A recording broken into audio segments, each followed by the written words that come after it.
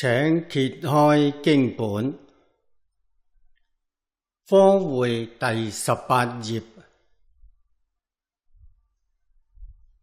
經文第6行。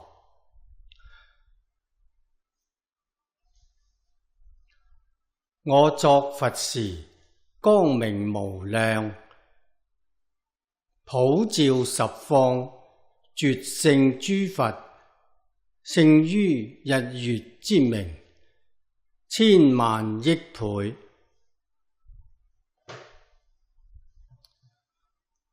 呢段係第13願，光明無量願。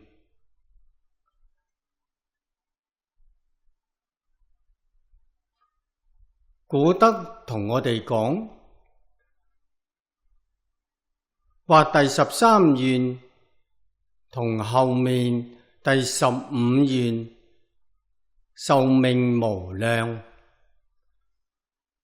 我哋喺彌陀經上讀到，世尊為我哋解釋介紹阿彌陀佛。阿彌陀嘅意思係無量壽、無量光。呢兩願我哋喺呢度睇到啦。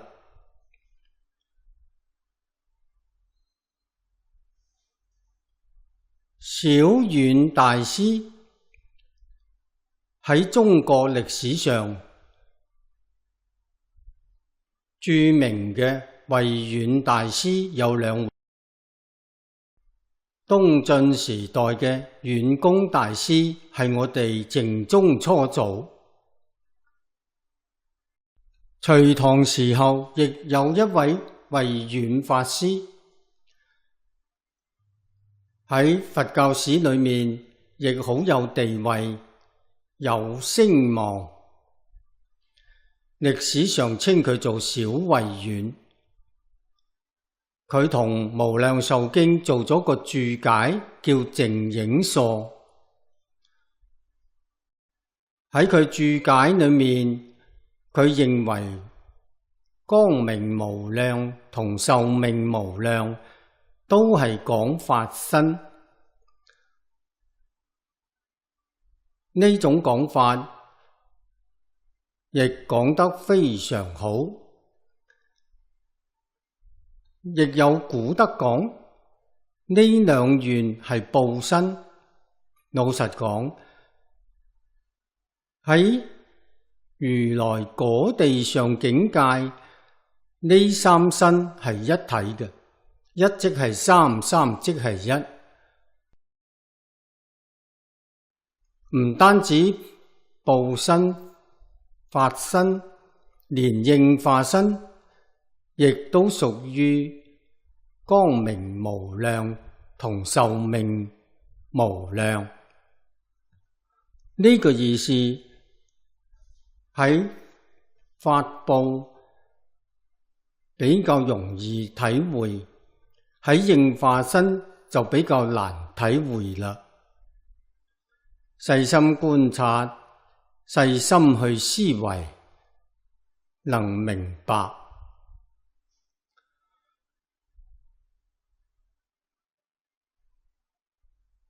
我哋睇經文，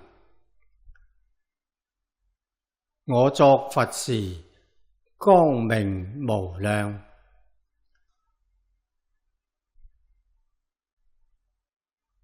法藏菩薩佢發嘅宏願，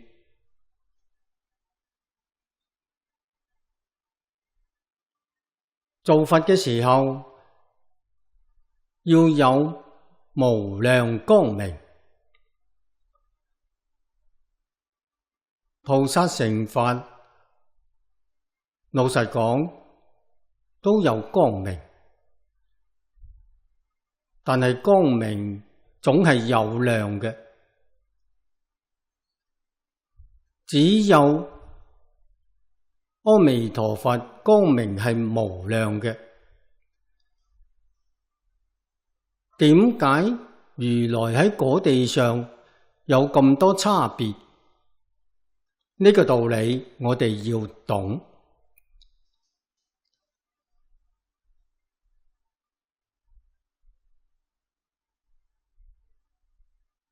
無論世法、佛法，就事而論，總離唔開因果。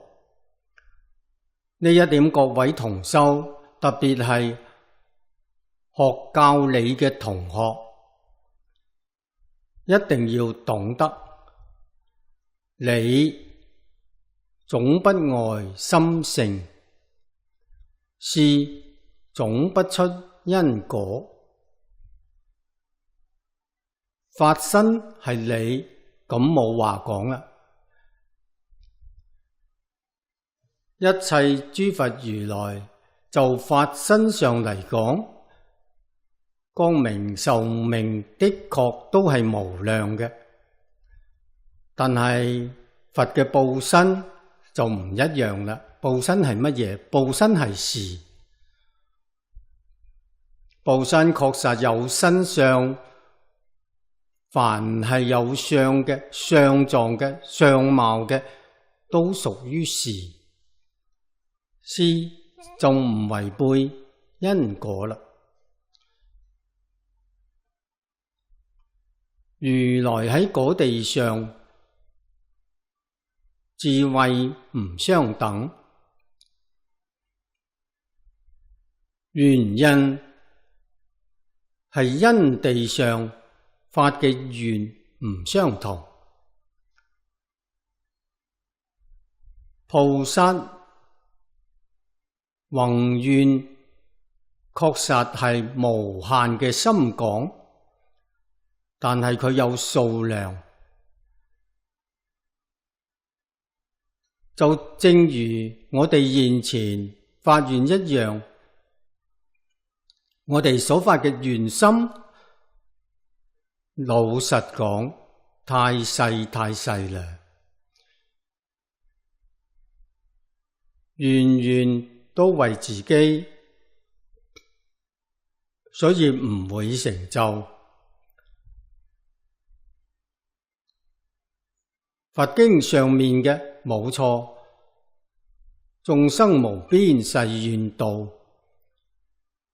睇到呢個眾生唔順眼，睇到嗰個眾生嫌棄，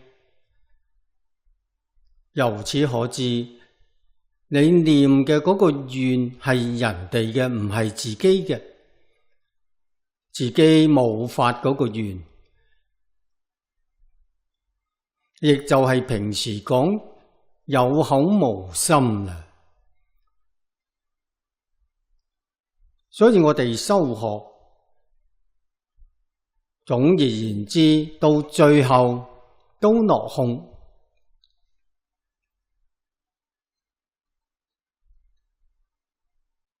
言教唔會開解，亦即係話不解如來真實義。修行功夫唔得力，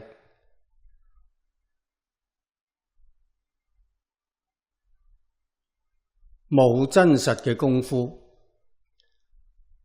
念佛唔好話一心得唔到，功夫成片都得唔到。咩原因？發心太細，冇法講大心。如果我哋發心為呢個地區，呢個地區裏面嘅人民，我哋一定會尊重佢，一定會愛護佢，一定會以真誠至善嘅心嚟對待。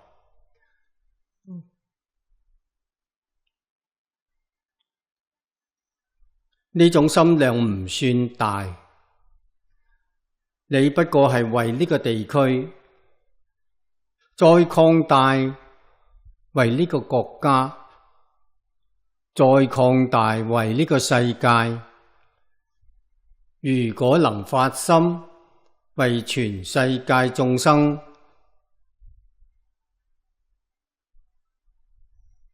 嚟修學，真正將自己所修學嘅一切奉獻俾全世界眾生，用現代話嚟講，為全世界眾生服務，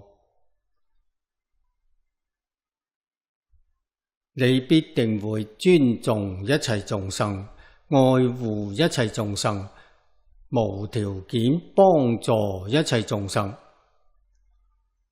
呢個世間唔同嘅族群好多，唔同嘅文化，唔同嘅思想，唔同嘅生活方式，唔同嘅宗教信仰，你都能包容。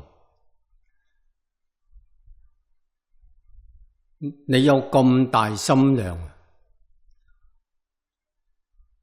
喺一個世界就一個地球，仍然好細。換句話講，我哋修學成唔到大事啊！一尊佛嘅教區係3000大千世界，3000大千世界裏面有幾多個地球？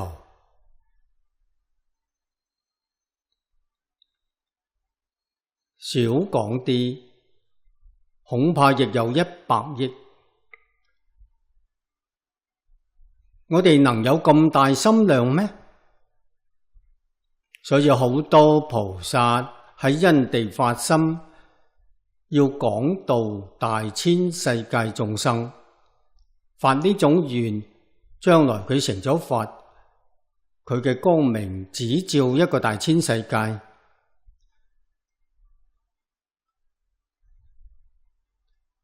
有幾個人有咁大心量，盡虛空遍法界？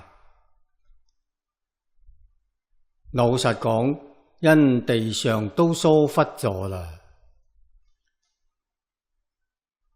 法藏菩薩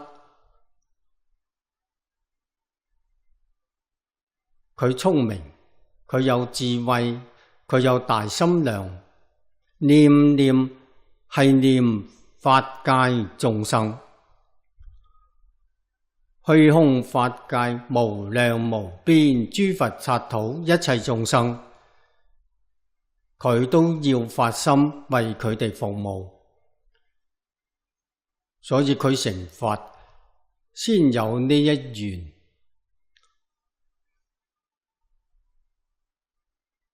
光明無量啊！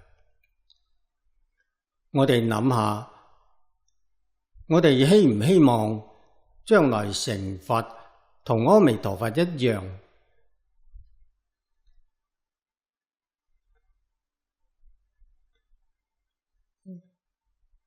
要同阿彌陀佛一樣，你要真發願，假嘅就唔得。唔係將阿彌陀佛呢個願每日念過幾次，每日念1萬次，你願冇發出嚟，亦係枉然，亦係無濟於事。要真嘅發願，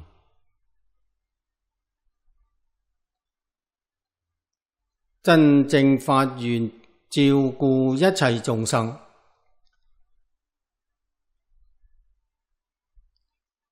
用乜嘢態度嚟照顧？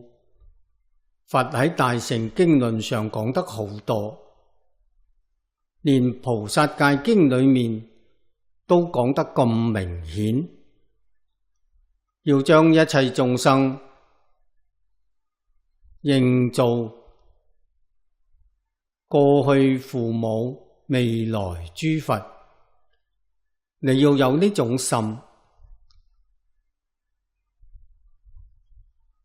到你成佛啦，你先有光明無量，你先能普照十方。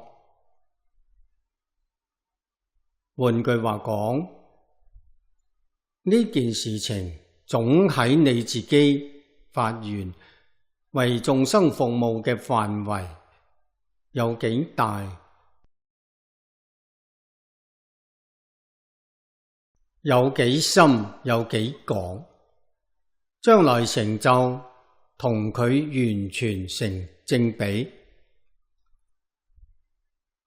所以我哋嘅心量唔大，我哋服務嘅面唔大，唔夠深度，我哋將來嘅成就好有限，甚至完全冇成就，脫離唔到六道輪迴，就冇成就啦。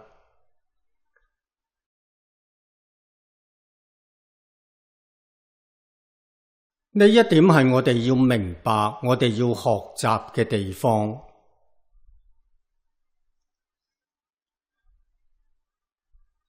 48願阿彌陀佛自己敘說嘅，換句話講，就係佢自己報告佢自己修學嘅成果。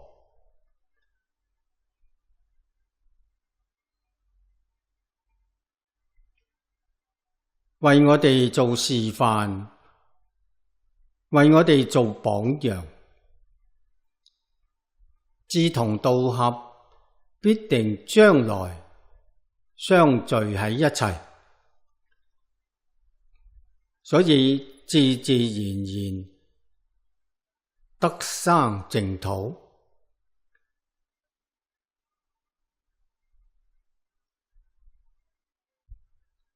底下嗰句特別殊勝，絕勝諸佛，呢個意思各位應該能體會得到。頭先我講過，諸佛喺因地上心量冇法藏菩薩大，對我哋凡夫嚟講，佢哋嘅心量不可思議。真正能發心為大千世界眾生服務，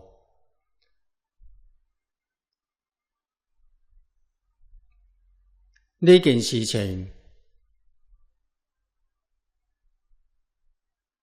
我講到呢度，各位仲係好難體會。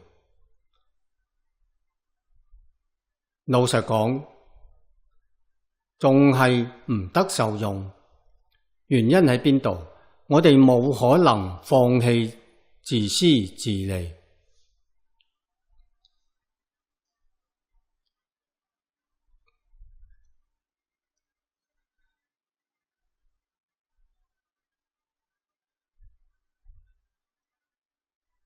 只要有一毫、一絲毫自私自利嘅念頭摻雜喺心願裏面，你嘅心願就係虛妄嘅，就唔係真實嘅。點解會有自私自利嘅念頭？對事實真相認識唔清，先會產生呢種現象。唔了解虛空法界一切眾生係自己，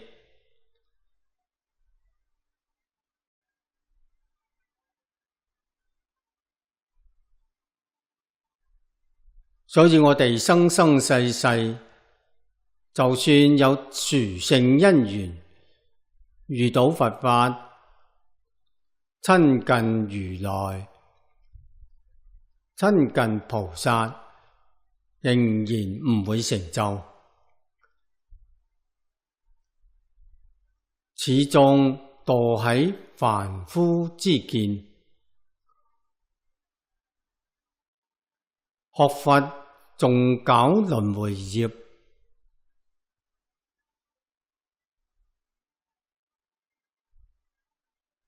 經上講得太多啦，世尊喺大乘經上幾乎每一回都會提到幾次。我哋亦聽到耳熟，雖然耳熟，確實體會唔到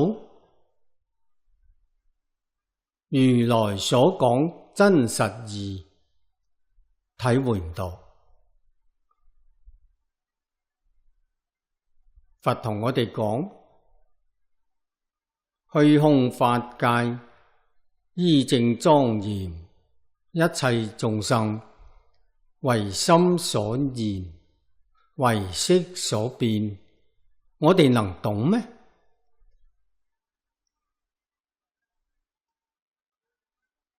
你如果真嘅懂啦，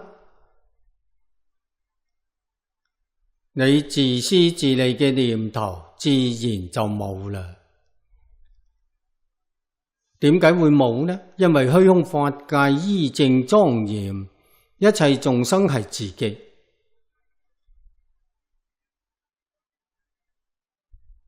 邊會仲有自私自利，仲會為呢個身體着想？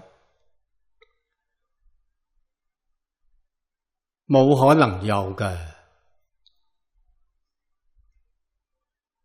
我哋而家對呢一句重要嘅話，呢句話各位如果真嘅懂啦，真嘅明白啦，所有一切經論都唔使讀啦，千經萬論唔係就講呢一件事情咯。呢件事情明白就叫大徹大悟，就成佛啦。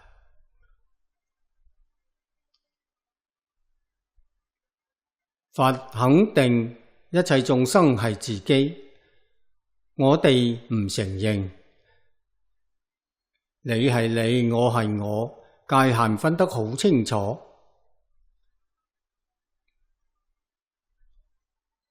嚴重嘅妄想分別執着喺度作祟，令我哋迷失咗本性，令我哋永遠見唔到事實真相。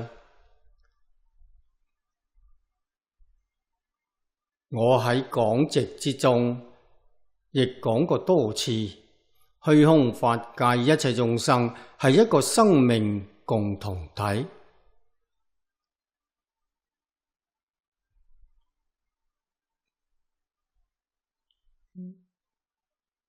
呢種講法大家容易聽得懂，話容易聽得懂，意思未必能體會到。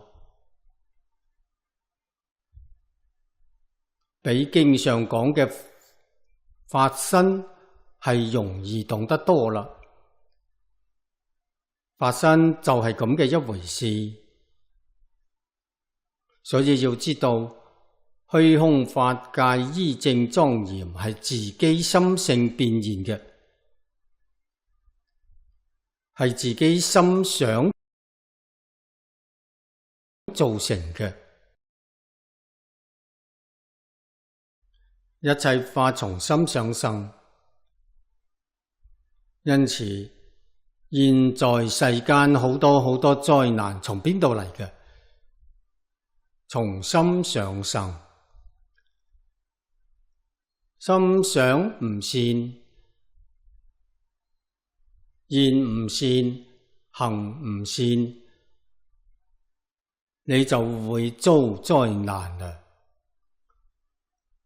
果報呢度講嘅係時常事唔離因果嘛，因果就係自作自受。如果心善、語善、行善，三業都善，我哋居住嘅環境就莊嚴，享種種福報，嗰個享福亦係自作自受。福唔係人哋賜俾你嘅，禍亦唔係人哋帶俾你嘅，禍福都係自己善惡業力感召嚟嘅。現在世間人做作嘅唔善業，普遍做作嘅唔善業，呢種事情麻煩，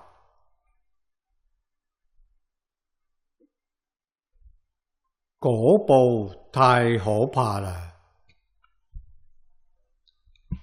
眾生迷惑，唔知回頭，唔知反省，以為佢係自然災害，自己非常不幸遇到嗰個災難，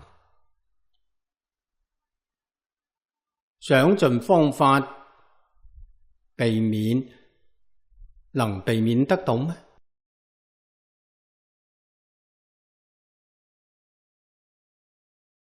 冇可能㗎。點解冇可能？自己業力感召嘅，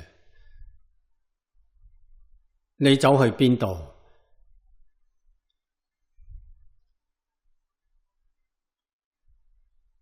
走到佛菩薩旁邊，拉住佛嘅衣袍，你仲係要受罪，佛救唔到你嘅。佛如果能夠佛大慈大悲，眾生應該乜嘢災難都冇，咁佛先稱得上慈悲。如果仲有一個眾生受苦受難，佛菩薩嘅慈悲喺邊度啊？各位要知道呢種事情，佛菩薩冇可能救，係你自作自受。佛菩薩救度眾生，完全係教學，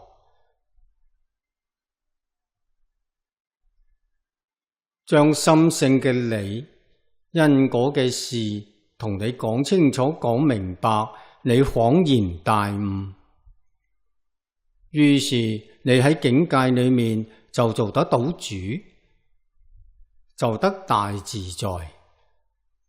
呢種就係佛嘅慈悲，亦係佛真正度我哋。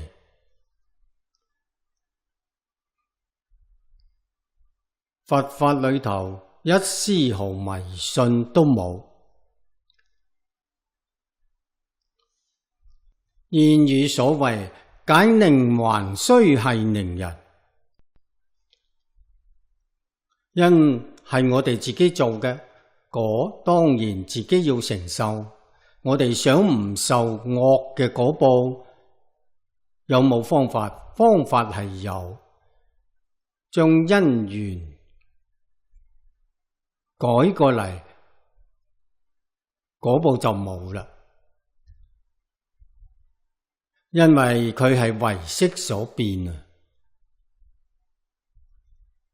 世間人只見到災難之當然，唔了解災難嘅所以然。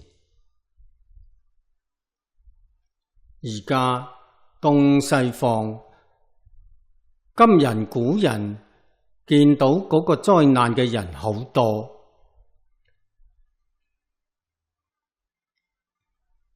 呢一點我哋好清楚，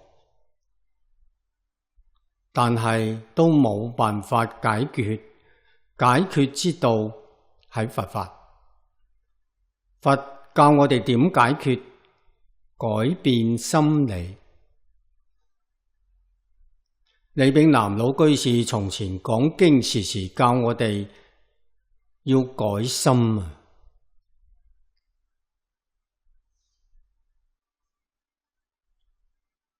改心嘅意思係改惡向善。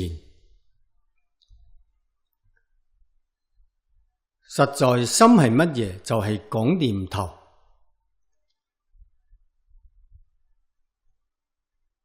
將惡嘅念頭改成善嘅念頭，以真誠善意處事待人接物，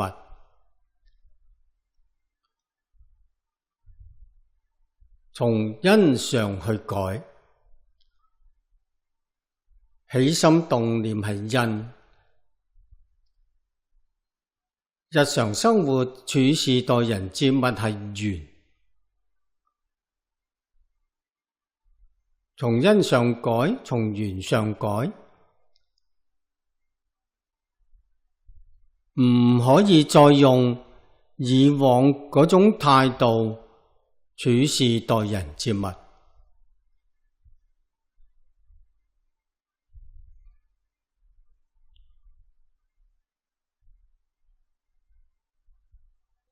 處事待人接物裏頭最重要嘅，佛教我哋6個原則，一定要隨順佛陀嘅教誨。呢句我常講嘅，唔可以隨順自己嘅意思。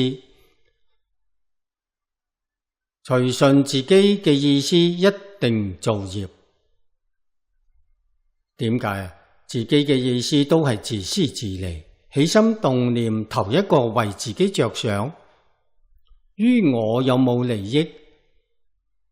各位要知道呢個觀念帶嚟自己無窮嘅禍害。地藏經上佛講得好啊，閻浮提眾生起心動念，無不是罪。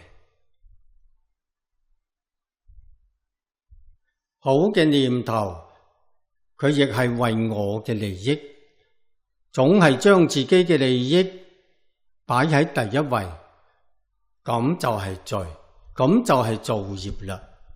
幾個人知道？真正聰明人，真正覺悟人，真正回頭嘅人，將自己嘅想法睇法放棄咗，隨順佛嘅教誨。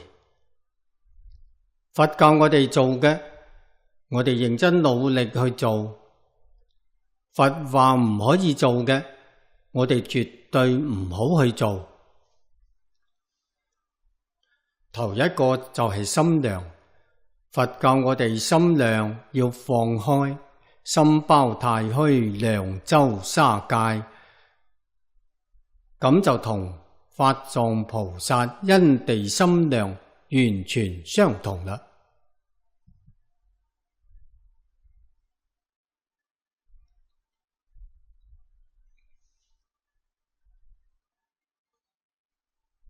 冇咁大心量就成唔到佛。如果有咁大心量，同各位講，你而家起心動念、言語造作，修嘅都係佛行，比菩薩行仲高一級。點解話你修嘅係佛行，你係佛心？佛嘅心，佢嘅行為當然係佛嘅行。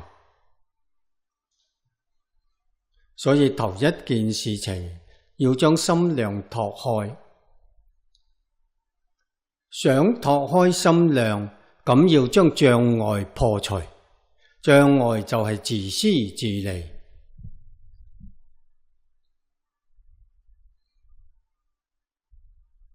佛教我哋嘅方法好巧妙，教我哋6個原則。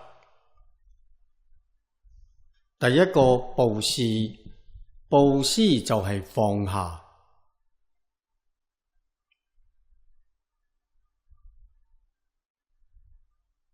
放下乜嘢？大乘經上常講，布施度慳貪。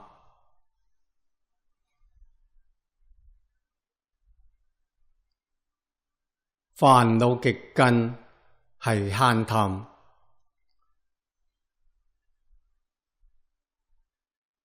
用布施嘅方法，令我哋慳貪嗰個煩惱放下，捨棄咗布施呢門功課，就修圓滿啦。咁叫布施波羅蜜。波羅蜜嘅意思就係功德圓滿。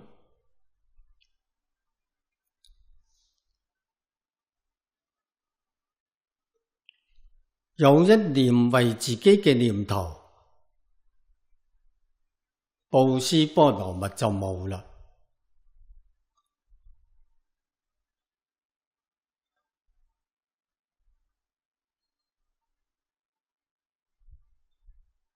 世間人，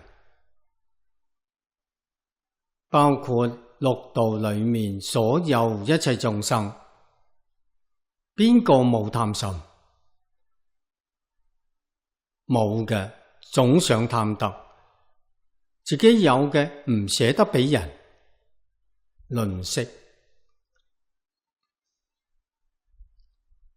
無量無邊嘅罪業就係從呢個念頭裏頭生出嚟嘅。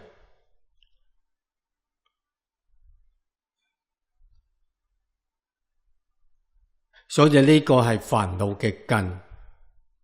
世尊用布施頭一服藥就對症下藥啦。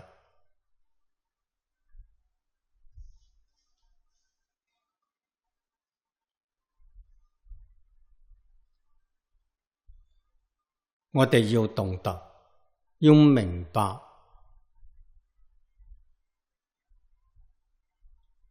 要真做善德。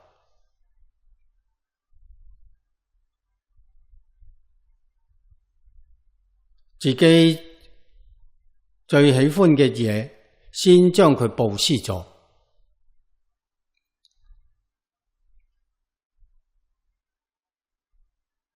愛欲、私欲，私係嗜好，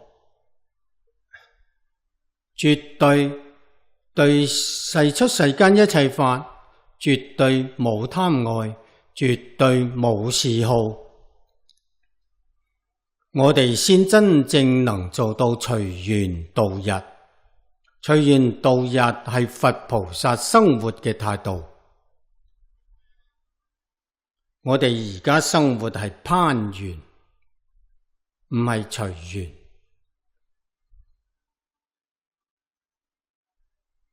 念念都仲講求滿足自己嘅慾望。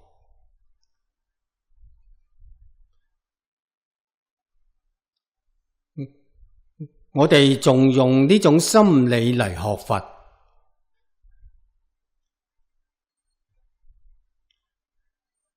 點能得到佛法嘅受用？亦即係話，佛第一個教誨我哋嘅，我哋就做唔到。我哋仲能做到第二條咩？呢六個原則，後後深於前前，亦即係話後面可以包括前面，前邊包括唔到後面。所以修行從邊個地方落手？從布施落手。布施就係放下，放下自私自利，放下自己一切妄想分別執着。我哋自己智慧未開，智慧未開之前，完全聽從老師嘅教誨。老師喺邊度？經典就係老師。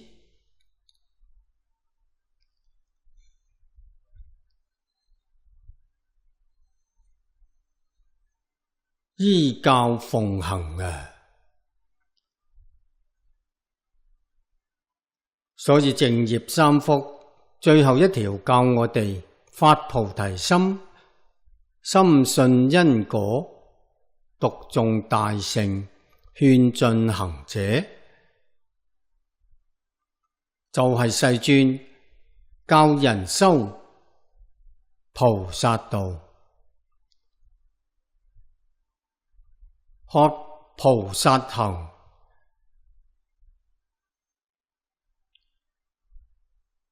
從發心開始，發心然後先建立信心，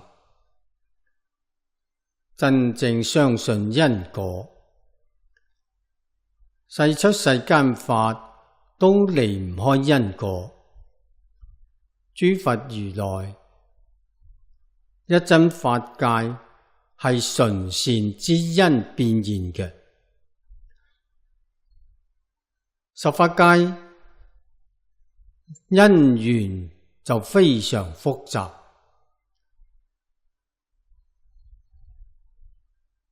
善惡混雜啊！十法界裏面越往上面去，善多惡少；越往下面去，惡多善少。地獄道純惡無善，就係咁嘅一回事。我哋而家要轉變呢個世間災難。我曾經講過，世間災難從邊度嚟嘅？大家都話咁多人做惡業感召嘅，呢句話講得好似冇錯，實際上呢句話講得有問題，因為你嗰種觀念，你自己絕對轉唔到業，你又冇辦法避免嗰個災難。所謂在劫難逃啊！乜嘢係劫？錯誤嘅觀念。眾生做嘅惡業，呢個係錯誤嘅觀念。正確嘅觀念係乜嘢？我自己做嘅惡業。咁係真嘅，係正確嘅。何以故呢？佛喺經上講，大家都聽到耳熟，依報隨住正報轉。正報係乜嘢？我嘅念頭係正報，我呢個念頭之外，我呢個身體都係依報。身外所有環境亦係我嘅依報，嗰一切有情眾生係我哋有情嘅依報，山河大地係我哋無情嘅依報。依報係我哋生活環境，生活環境裏面我哋一般講人事環境係有情嘅依報。物質環境係無情嘅依報，既然係依報隨住正報轉，咁芸芸眾生都隨住我嘅心喺度轉，呢個係正理啊！我哋咁一個悟，先知道自己嗰個念頭力量之大，不可思議。佛經裏面常講心佛眾生三無差別，嗰個心就係自己嘅念頭。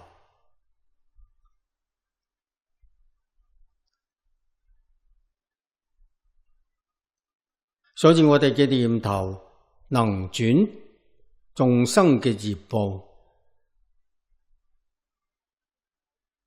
能改變我哋依報環境。從咩地方改起？從自己本身改起。你念純正，佛經常講正念現前，正念簡便唔係邪念，將一切罪過推俾人係邪念。一切責任自己承當係正念。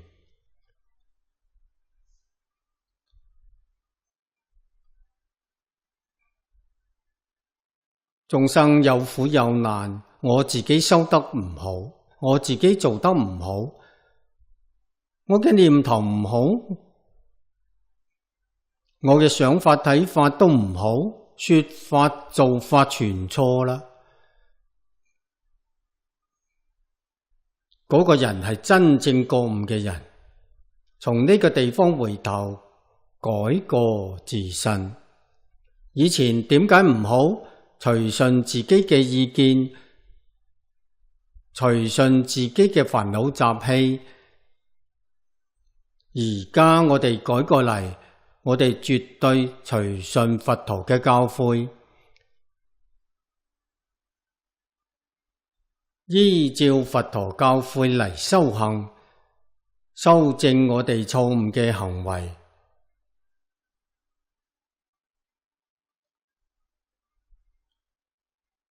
頭一個效果，你嘅身體變啦，身體係第一個依報。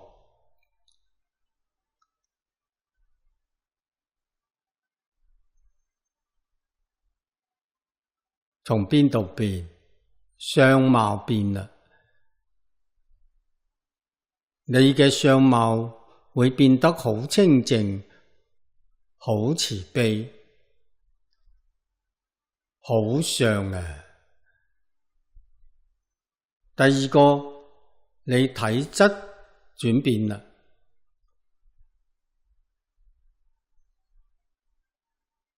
好多疾病唔使去治療，佢自己都好啦。咁就開始轉啦。面貌轉咗，體質轉咗，慢慢我哋居住嘅環境漸漸逆轉啦。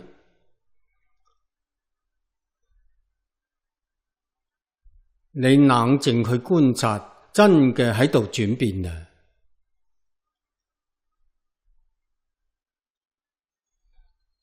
所以我哋自己如果冇嗰種認知，冇嗰個堅定嘅信心，點能度自己？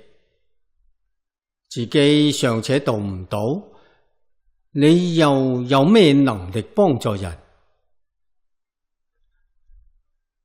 自己未度，想度眾生，佛經上常講無有是處啊。頭一個要有能力度自己，度自己要有正確嘅認知，有堅定嘅信心。咁先能生真實智慧，智慧就能解決問題。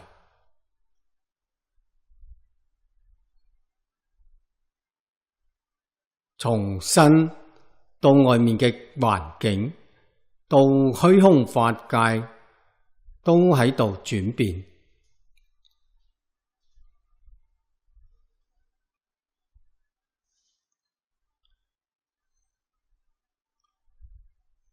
要知道，每個人有每個人嘅境界。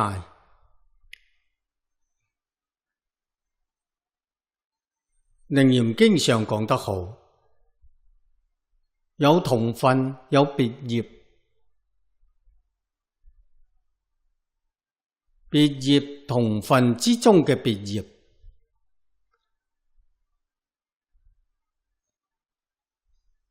同分別業之中嘅同分，呢個理事極其精微。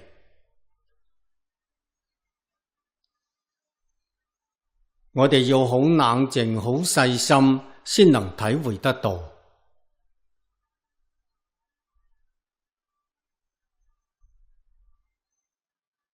總而言之，一定要向佛學習。佛菩薩嘅造像，我哋每日供養禮拜，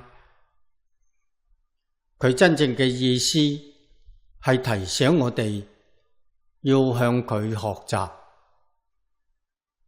咁絕對冇錯。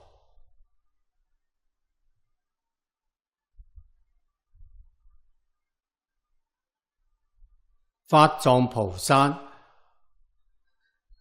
心願超勝諸佛，所以佢嘅果報自然亦超勝諸佛。底下一句係比喻，勝於日月之明，千萬億倍。我哋世間人能體會嘅光明，最大嘅無過於日月。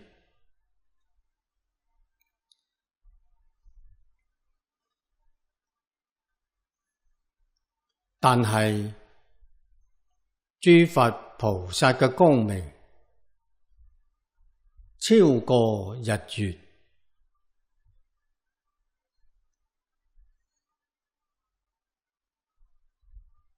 我哋未見過，未見過嘅事情太多啦，未聽過嘅事情亦太多啦，唔可以話未見過就冇。現代人多少受過啲科學教育，我諗大家唔敢咁講法。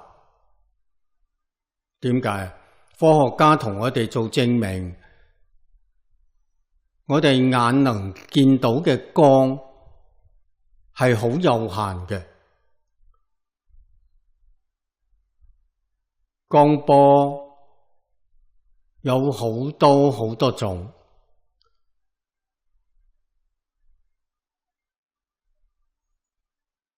長波、短波，頻率唔同。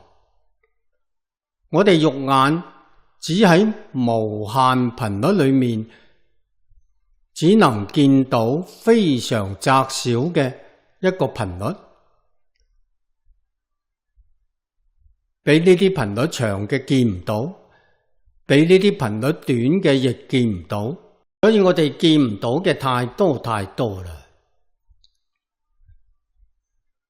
耳聽音聲亦係咁，音波嘅頻率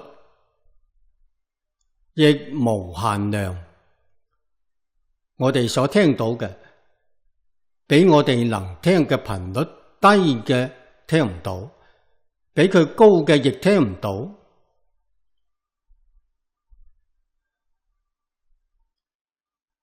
所以話我哋睇唔到嘅嘢太多啦，聽唔到嘅嘢亦太多啦。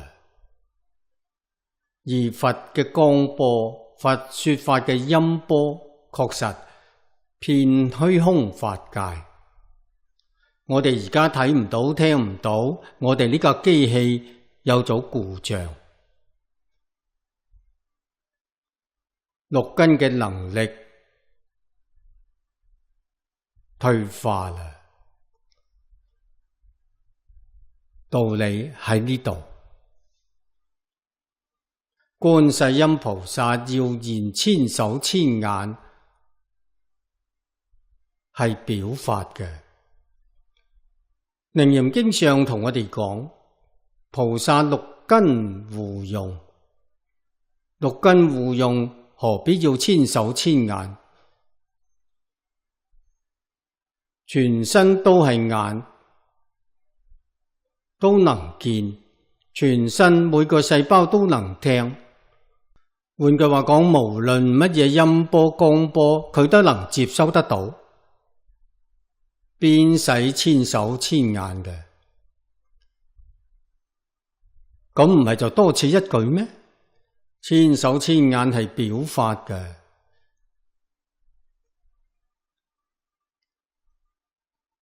同我哋講眼到手到啊！眼到係乜嘢？睇到眾生苦，呢個世間苦眾生多，你見到啦，見到之後手就要到，手係援助佢，幫助佢，教我哋要向觀世音菩薩學習。見到有苦難嘅人，唔可以唔理，立刻就要想方法去幫助佢。所謂大慈大悲救苦救難，係呢個意思。而家全世界每個地區嘅眾生都有大災大難，我哋從資訊之中聽到，從電視、網路畫面裏面睇到，我哋有冇伸出援手？我哋而家喺呢度聚集喺一齊學習無量壽經，係為全世界苦難眾生而學嘅，咁就係我哋首道啦。我哋念佛堂念佛，係為全世界苦難眾生消災免難而念嘅，聲聲佛號回向俾一切苦難眾生。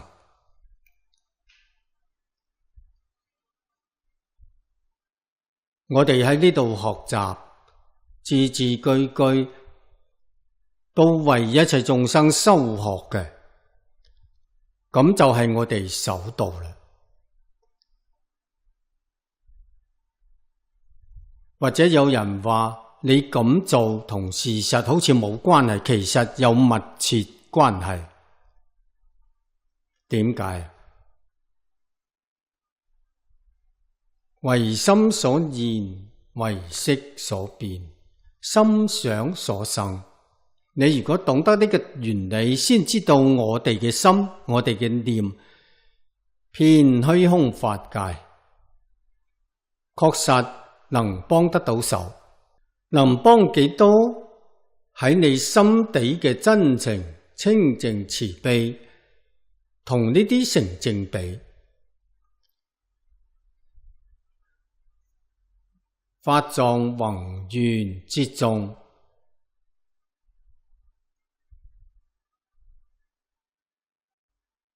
光明壽命無量，係為法界眾生而發嘅宏願。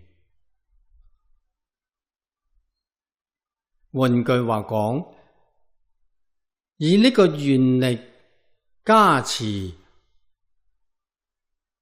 虛空法界一切苦難眾生，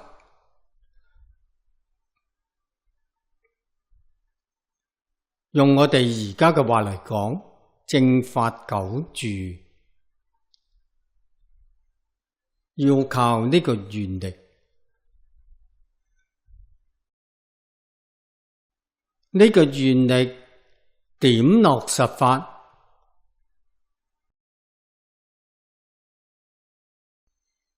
世尊喺大集經上講嘅話，我哋讀完之後就恍然大悟啦。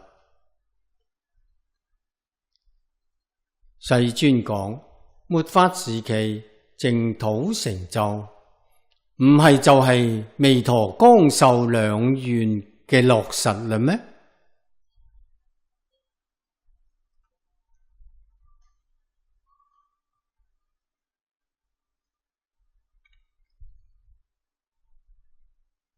本經同法滅盡經裏面又講，呢啲係世尊嘅預言。將來世尊嘅法運總共12000年，12000年過咗之後，佛法喺呢個世間消滅啦，咁眾生苦難就多啦。所有一切經教都消滅咗，無量壽經仲能住世100年，咁唔係就顯示彌陀嘅光壽大願喺呢度支持住，咁係好顯然嘅。最後嗰100年，眾生嘅根性越嚟越劣，無量壽經亦消失啦，但係六字洪名仲要住世一段長時間。經教冇咗，仲有一句南無阿彌陀佛，只要眾生遇到呢句佛號，肯念呢句阿彌陀佛，都種善根，都得道。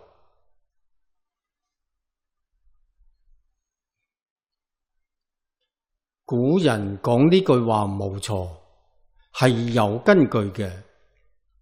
宏願為一切眾生而發嘅，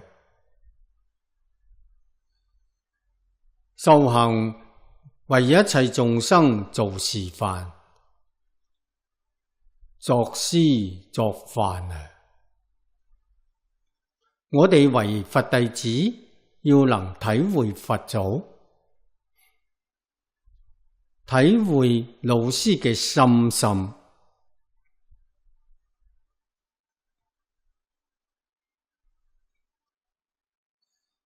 我哋世間人講苦口婆心，我哋要能體會得到，真正體會到啦，就要認真努力學習。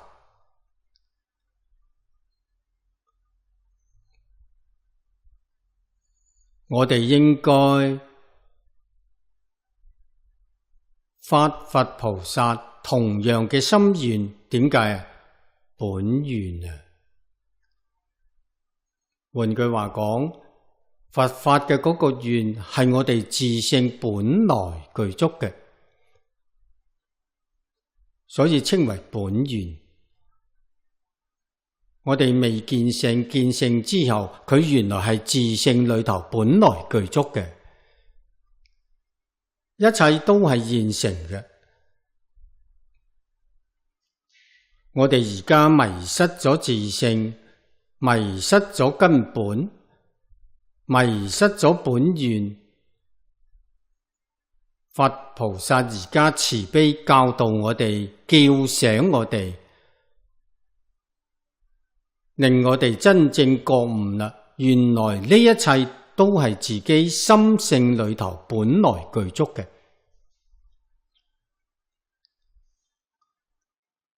學佛冇第二樣，恢復自己嘅本性咋。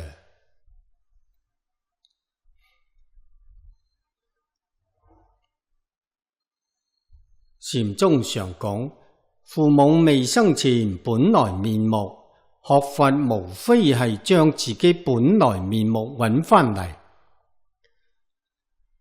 就咁嘅一回事。本來面目就係虛空法界一切眾生，本來係自己，本來係一體，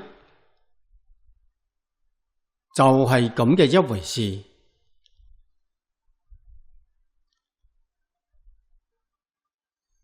所以無論做乜嘢示現，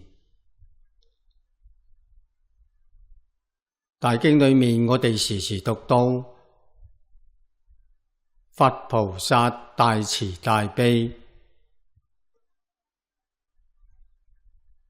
為一切眾生隨類化身，應機說法。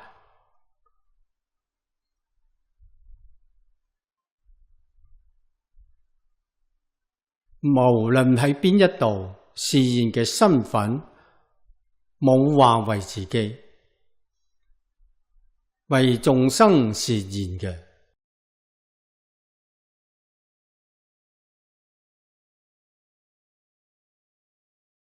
學教講經說法唔係為自己，為一切眾生演說嘅，念念都係為眾生。然後回過頭嚟同我哋講，為眾生先係真正為自己。換句話講，為自己係真正害自己。呢個道理幾個人懂？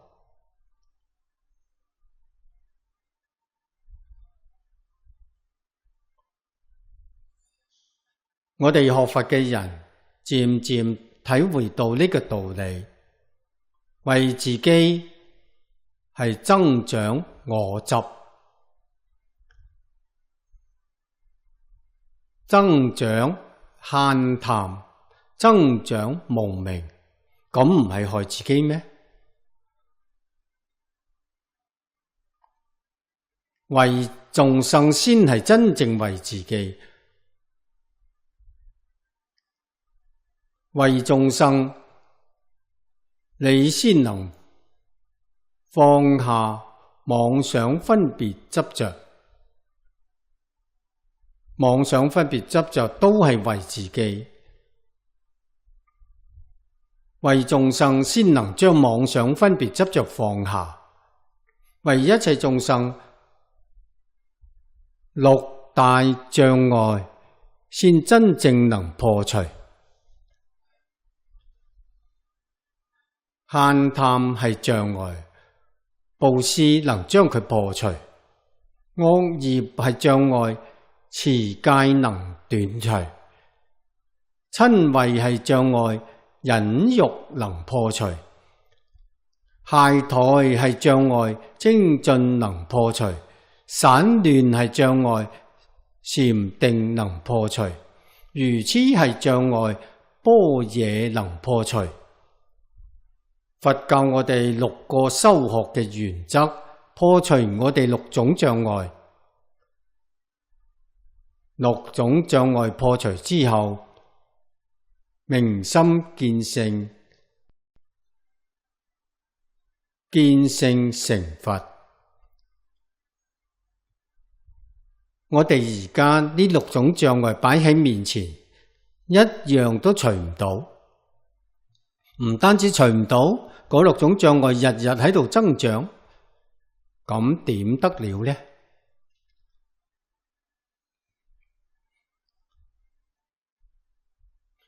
所以自性裏頭雖然本來無量光明，係絲毫都透唔出嚟，所透出嚟嘅係妄想，係煩惱，係執着。我哋生活喺佢裏面，諗下係幾咁可憐呢？再諗下諸佛菩薩係生活喺無量光明之中，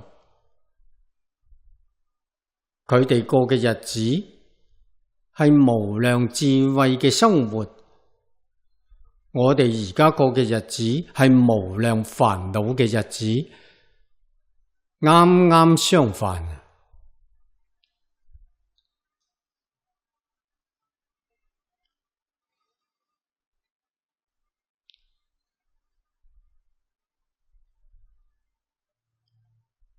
我哋再睇底下嗰一願，若有眾生見我光明，照觸其身，莫不安樂，慈心作善來生我國。呢願係第14願，最後兩句係總結呢兩願。呢章係第7章，下路居士匯集係將綱目通通都兼顧到，匯集得好啊！綱24章，目48願，第7章裏面兩願，若不語者，不取正覺。呢兩句話係總結呢兩願。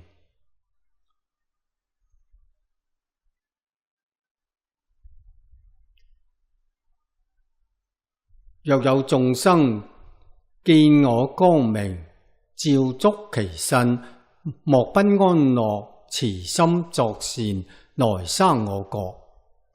呢幾句話係真嘅。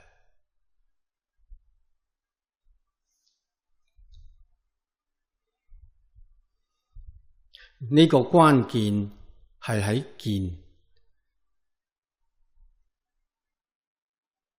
見係正知正見。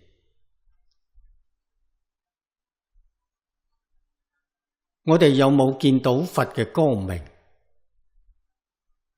佛嘅光明無所不在，我哋見唔到。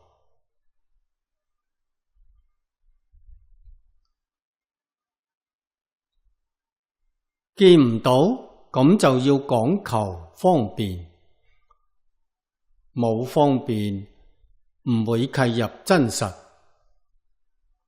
所以佛法對善巧方便非常重視，係教化眾生嘅不二法門，教化眾生重要嘅手段。我哋次第漸漸契入。咁佛光喺邊度？無量壽經經本就係啦。我哋從佢裏面去見，呢個係最初方便。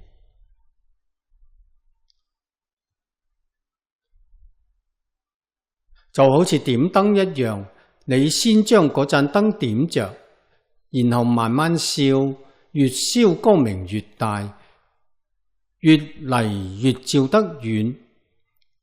呢部經係星星之火，從呢個地方落手，呢部經字字句句充滿智慧，無量無邊嘅智慧，你會唔會見得到？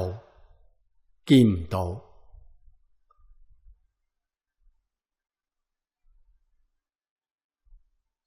我哋睇下古來嗰啲祖師大德嘅注解，嗰啲注解就係佢見到嗰個光輝慢慢擴大啦。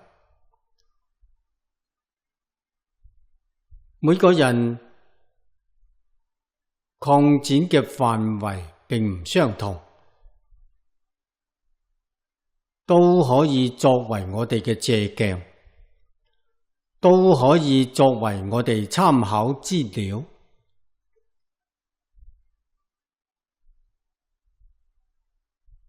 我哋喺呢度見我光明，我呢個字用得太好啦，雙關語啊！從字面上睇，呢個我係法藏菩薩，深一層意思係我自己。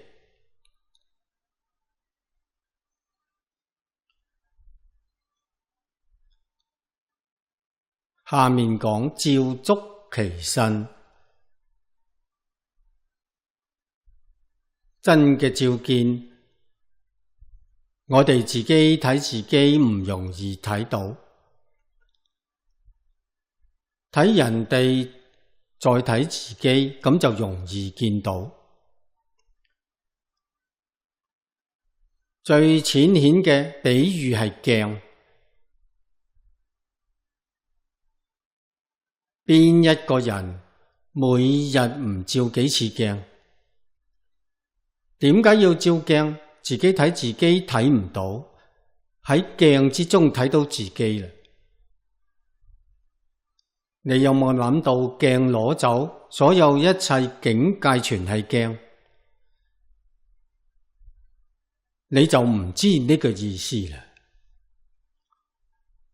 一切人事物，我哋接觸嘅時候，六根接觸外面六塵境界就係照鏡啦。照鏡嘅目的喺邊度？仲唔係打扮自己，將自己面上啲污糟嘢洗刷乾淨。我哋六根接觸外面六塵境界，你要大放光明，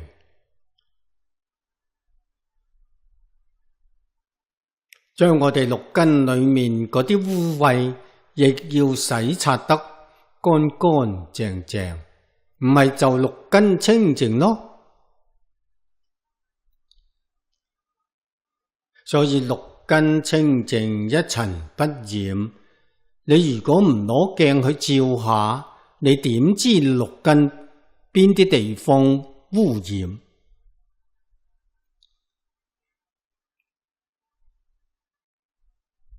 各位要知道，六塵境界係一塊鏡，唔識照嘅六塵境界染污咗六根，識照嘅六塵境界幫助自己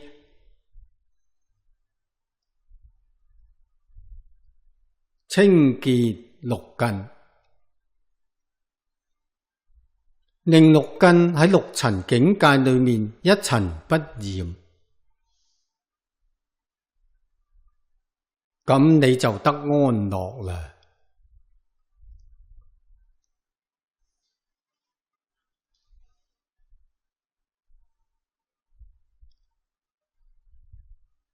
三毒冇咗，身心就安啦。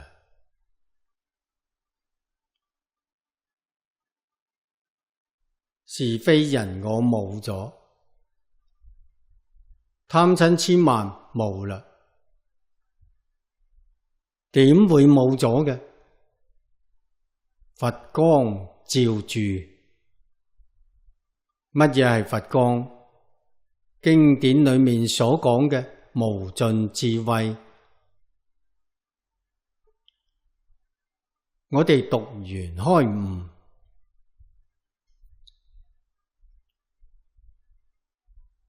佛嘅光，我哋借住佛嘅光，將自己心性嘅光引發出嚟，好似借住人哋嘅光，將自己嘅光點着咗，就係呢個意思。我哋唔借住佛法，我哋嘅智慧靠自己能力開發太難啦，相當唔容易。唯一嘅方法就係利用佛光，用佛嘅智慧啟發我哋自性智慧。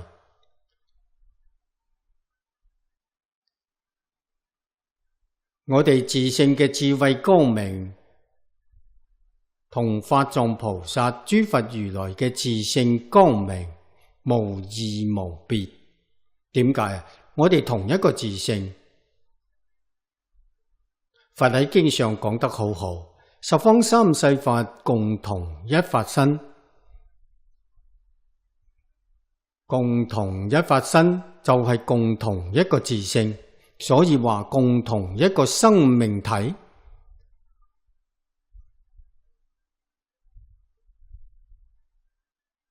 邊一個同我哋冇關係？邊一件事同我哋冇關係？邊一物同我哋冇關係？呢個心意，現代人懂得嘅真係越嚟越少啦。佛法教學冇第二樣，就係說明呢啲事實真相。人同人嘅關係係事實真相。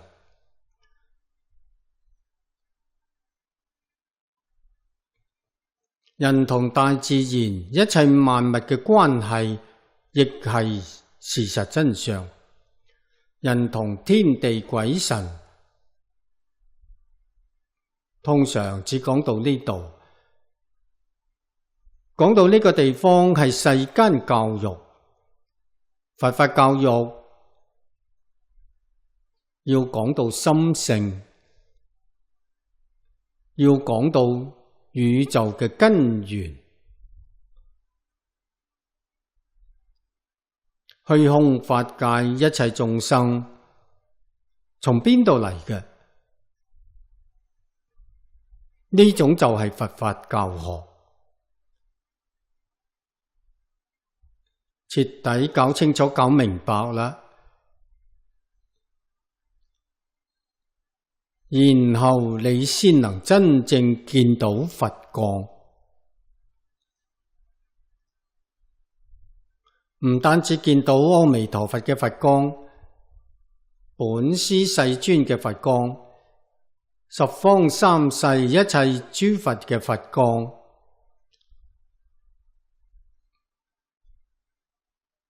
你都能感受，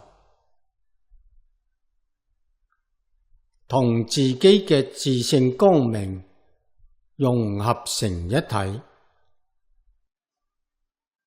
咁當然就安樂啦。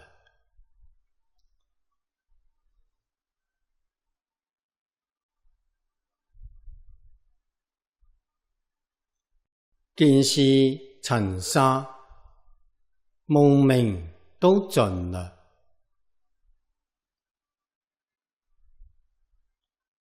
因為嗰啲嘢係從無明裏面變現出嚟嘅，無明被佛光、被自性光明照破啦，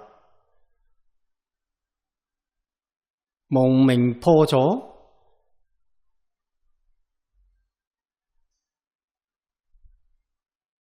所以塵沙見思當然斷盡，一絲毫都唔存在。我哋而家講嘅妄想分別執着了無蹤影，你心就安啦。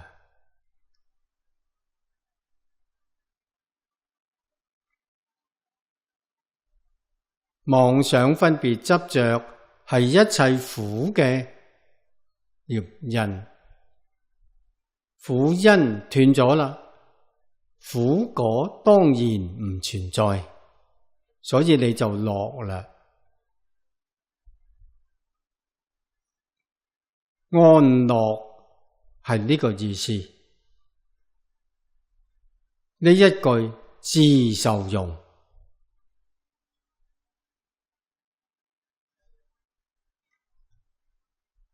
前面嗰兩句講老實話，就係佛家常講嘅破迷開悟，照觸其身就開悟啦。你見到智慧，亦即係話你嘅真智慧現前，你覺悟啦。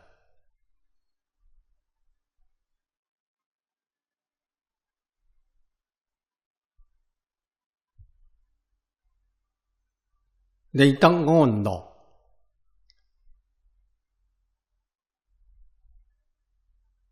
破迷開悟，離苦得樂，唔係就係呢幾句話嘅意思咩？但係而家問題，我哋悟唔到啊！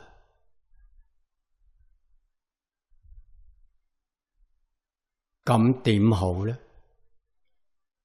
同各位講個最簡單覺悟嘅方法，念阿彌陀佛就係覺悟。呢句話係真話，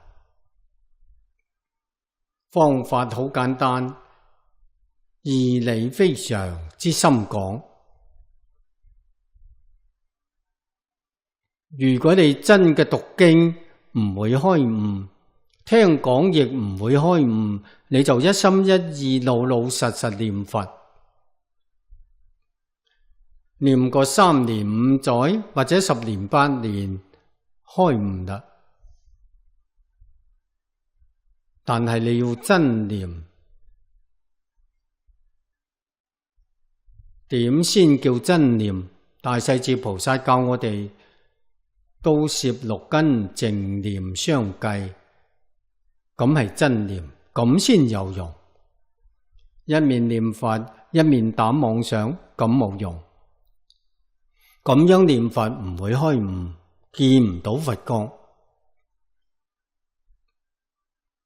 所以念佛嘅時候要萬緣放下，所有一切妄念通通要放下，咩事都唔理，唔好理佢，一心念佛，佢有感應。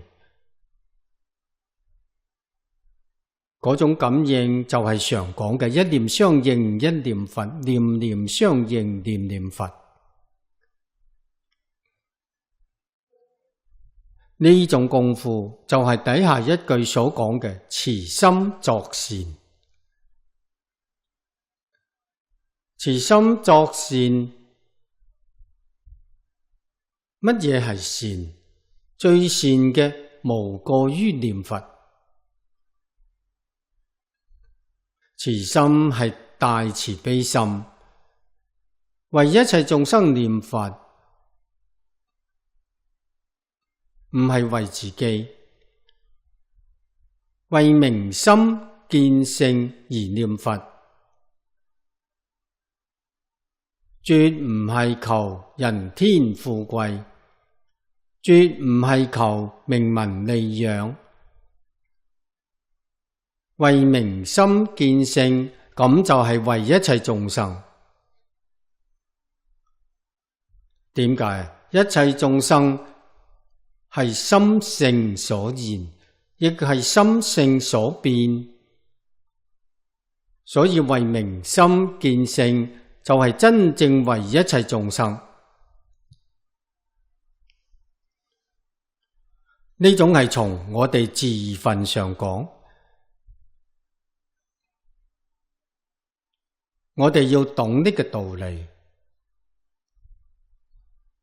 所以各位而家想幫助自己渡過呢個大災難，你一定要發心幫助所有一切眾生，同我一樣一齊渡過呢個大災難。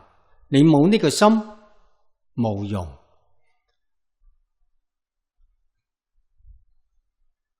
你想救自己，救唔到。只顧自己唔顧人，絕對俾人拖落水。奮勇照顧人，同時亦就照顧自己啦。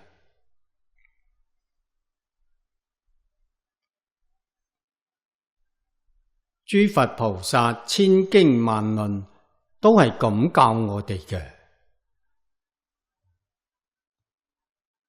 我哋唔懂唔得，唔識唔得。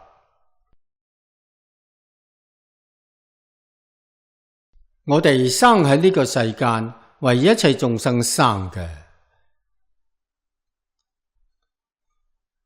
我哋死亦為一切眾生死，生死都為眾生，唔為自己，自己就冇生死啦。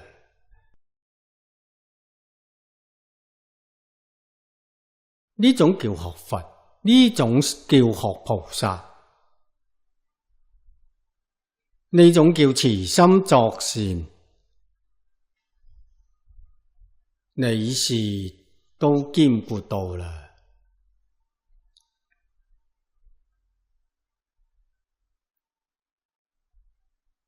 所以華嚴經成部華嚴，你如果話華嚴經裏面講嘅係乜嘢？我哋講堂嗰副對聯8個字就係啦。學為人師，行為示範，咁就係華嚴啦。為人冇為自己，我哋喺日常生活中點點滴滴為人，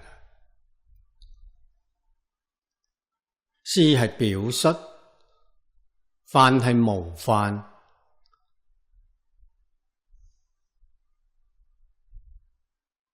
為一切眾生做個好嘅標準，做嘅好嘅模樣。一部大方廣佛華嚴經講嘅就係呢件事情。為一切眾生做好標準，做好榜樣，嗰個人就係佛，就係菩薩。我哋想學佛學菩薩，要喺呢個地方學。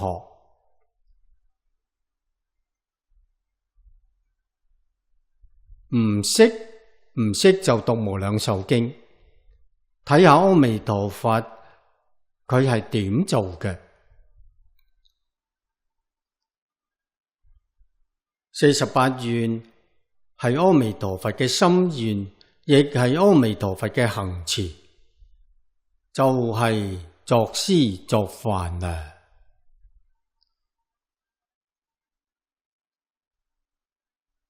古人講48願，願願都係為度眾生。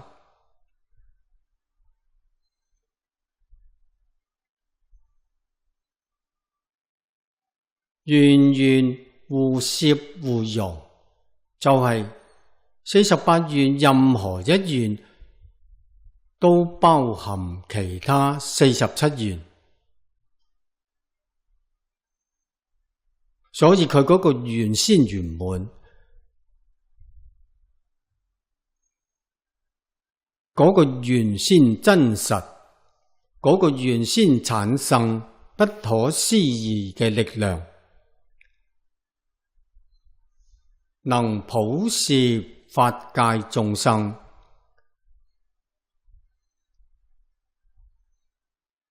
亦即係話同法界一切眾生嘅心性相應。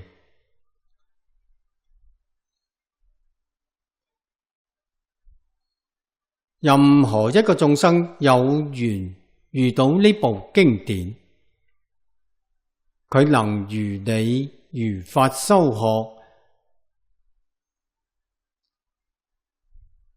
佢就能契入阿彌陀佛嘅境界，同阿彌陀佛嘅心願解行完全相同，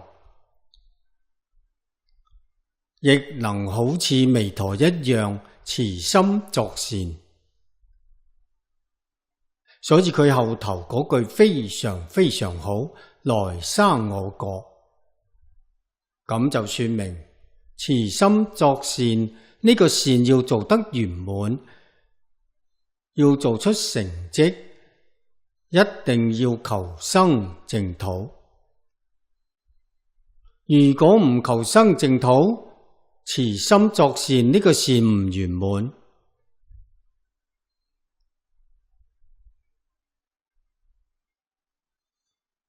我哋而家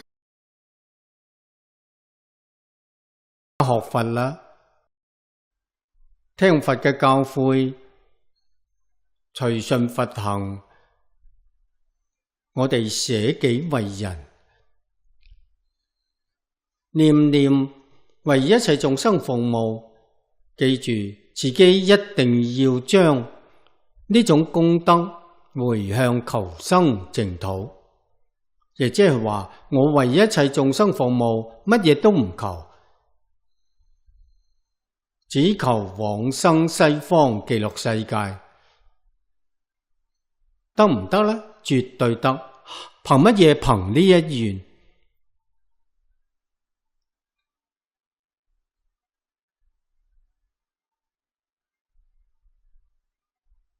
佛係咁講嘅。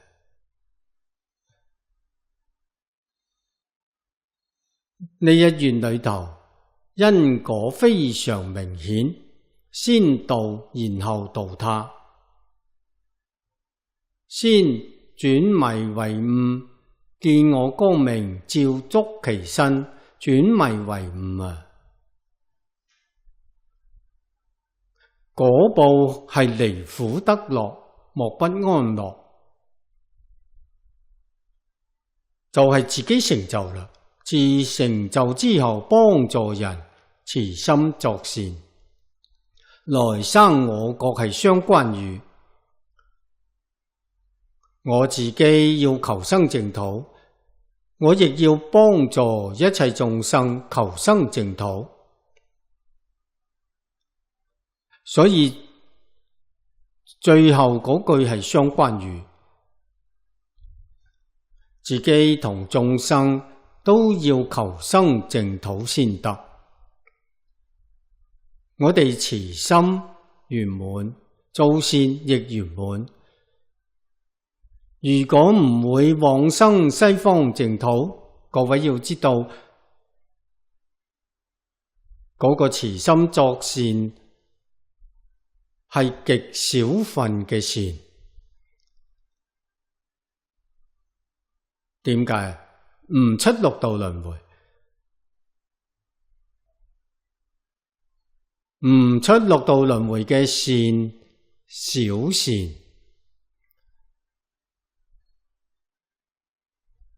你最多不過係得天人嘅福報，天人嘅福報最長久，亦不過係8萬大劫。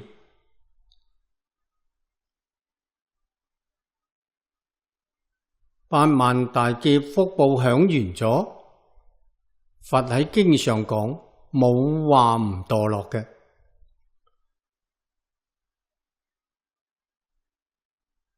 墮喺邊度呢？喺佛經上睇起嚟幾可怕嘅，都係墮地獄。就係世間人常講嘅爬得高跌得重。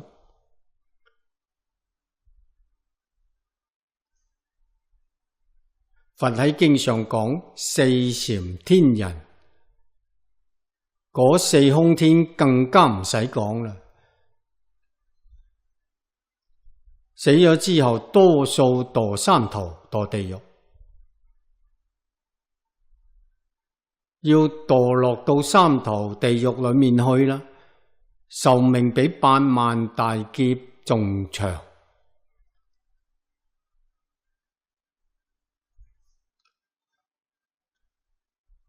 你話嗰種善能算係善咩？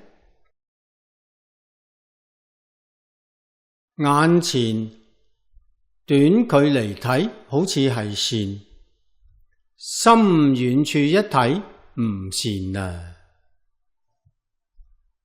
所以我哋幫助人、勸導人，一定要以淨土為貴。呢種先係真善。淨土為貴，我哋自己要真心修淨土，人哋先相信。你勸人求生淨土，自己唔肯求生淨土，咁人哋睇到你咁樣，你呢個人有問題，你呃我，你唔老實。自己要修淨土啊！自己想修淨土，要先淨化身心。真做人哋先相信。用而家嘅話嚟講，淨土清淨，第一個心清淨，處事待人接物，生活行持之中，念念都係清淨心，絕對冇虛偽，絕對冇污染。換句話講，絕對冇為自己，為自己就係污染啦。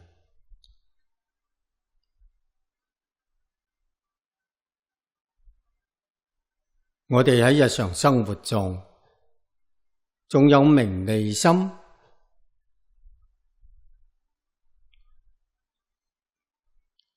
仲有人我心，仲有一念控制人事物嘅念頭，佔有一切人事物嘅念頭，我哋就被污染啦。完全放下，六根清淨，一塵不染，然後淨念相繼，念念都係清淨心。清淨心裏頭唔夾雜絲毫污染，叫做淨念啊。相繼係唔間斷，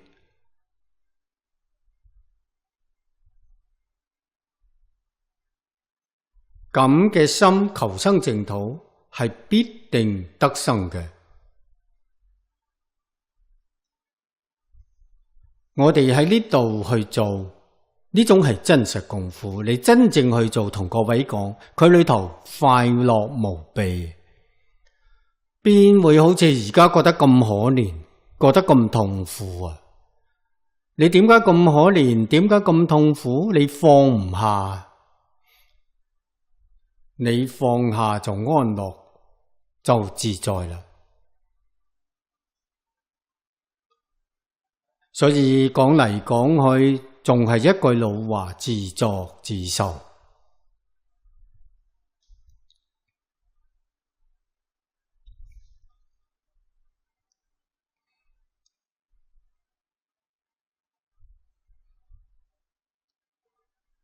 我哋呢邊4樓千手觀音像已經做好咗，各位都睇到啦。每個人都生歡喜心。李居士同我講，嗰個亭條柱上面少咗2副對聯，你哋同學大家做下，送嚟俾我睇下。我哋每個人都參加，平等啊嘛。但係對聯嘅原則一定要契機，要契理，要契機。換句話講，一定要同我哋現前環境有密切關係。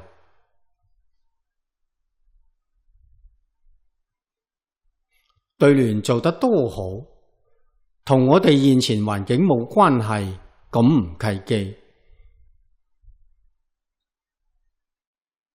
最重要契機，最重要叫醒我哋自己。而家我哋處喺乜嘢環境之中？觀音菩薩企喺嗰度，點樣叫我哋見到嗰尊聖像？我哋就開悟啦，我哋就回頭啦，我哋就能慈心作善。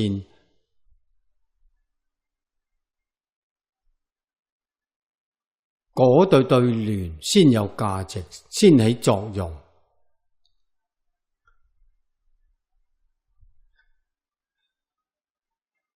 所以你哋同學大家諗下，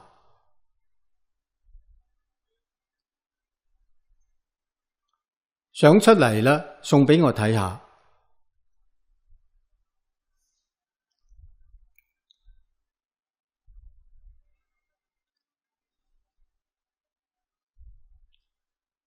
菩薩係佛嘅化身，菩薩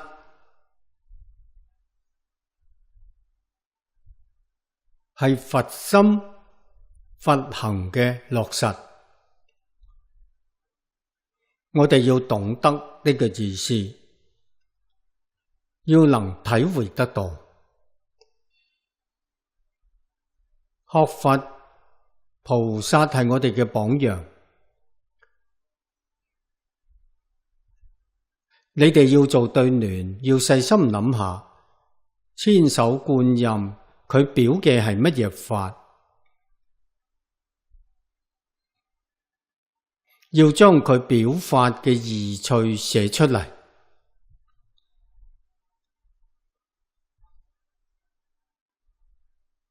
我哋做嗰對聯，唔使好似從前人要求平仄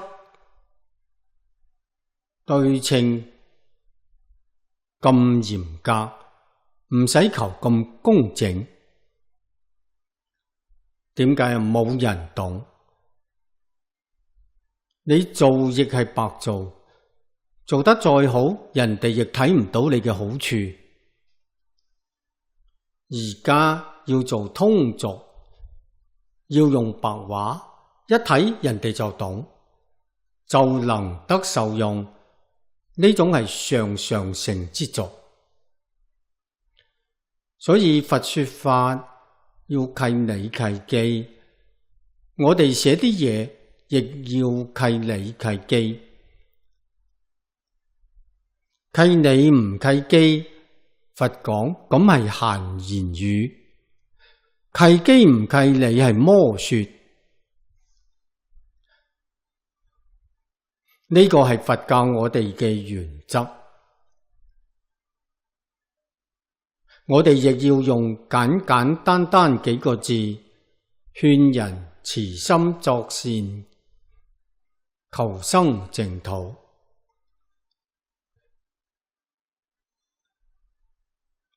要能達到呢個目的，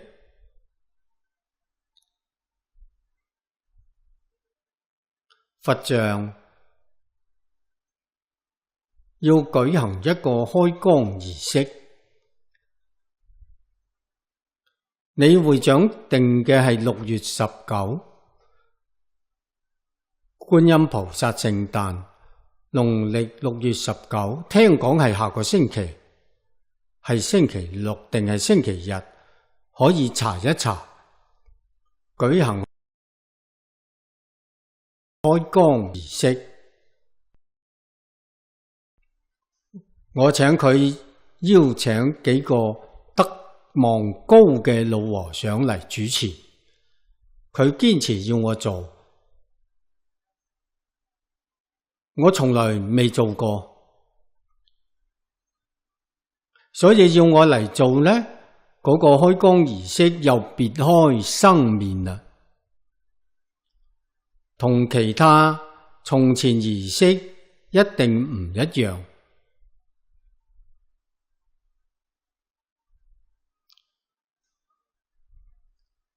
開光儀式我曾經講過，有好多同修唔知事實真相，以為屋企供嘅佛菩薩形象，如果冇法師開光，嗰個佛菩薩就唔靈啦。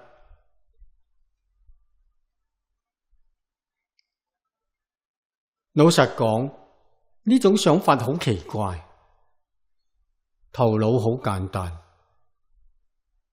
如果話嗰個佛像法師唔開光，佢就唔靈，你供佛像做咩？供法師就好啦。法師叫佢靈就靈，叫佢唔靈就唔靈。你諗下，你應該供法師，唔應該供佛像。連呢個道理都體會唔到，都諗唔到，真嘅係迷信啊！所以要懂得，佛像開光係借佛菩薩形象，開啟我哋自性光明。我哋凡夫邊有能力同佛開光？簡直開玩笑啊！只有佛菩薩為我哋開光，咁先係啱嘅。所以亦好，佢嚟搵我做開光儀式，我哋同從前做法就180度轉過嚟啦。我哋係佛菩薩開我哋嘅光，我哋唔敢同佛開光。我哋係凡夫，一品煩惱未斷，同佛菩薩開光，咁簡直開大玩笑。所以咩事世出世法都要明理，理上講唔通，我哋唔好相信，唔好隨順。呢一點一定要知道嘅。呢一緣切中，義理事都係無限嘅深廣。我哋嘅時間短，老實講，解釋經文亦只能做到點到為止。經文嘅義趣講之不盡，但係綱領我哋知道啦，最重要嘅點落實到生活上。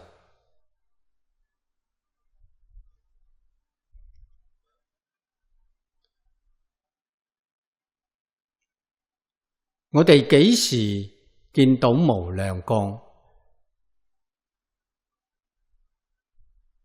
幾時能真正領會到無量壽？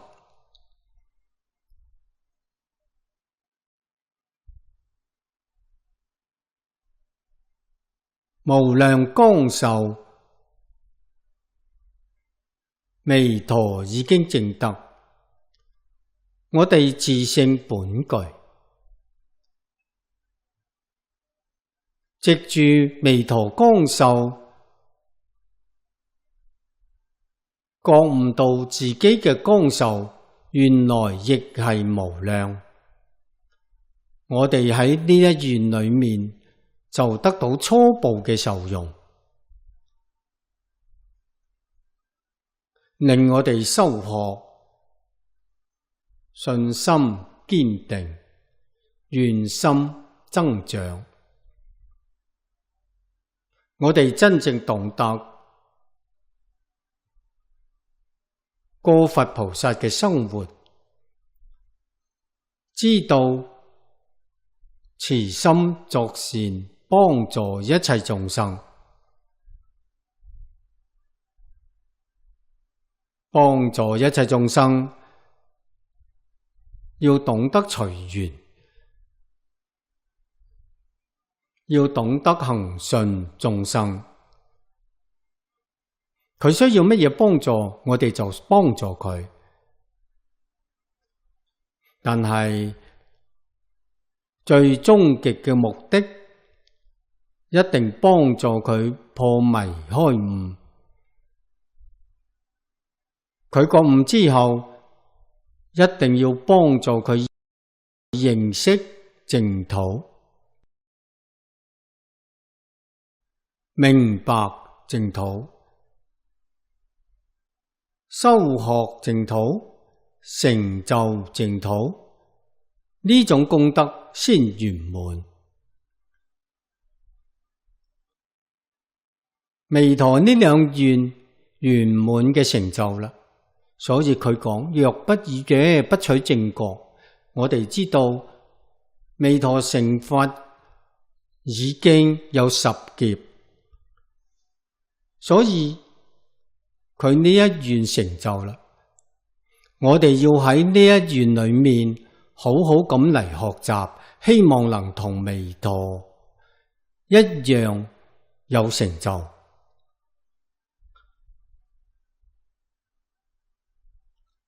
好，而家時間到啦，我哋就講到呢度。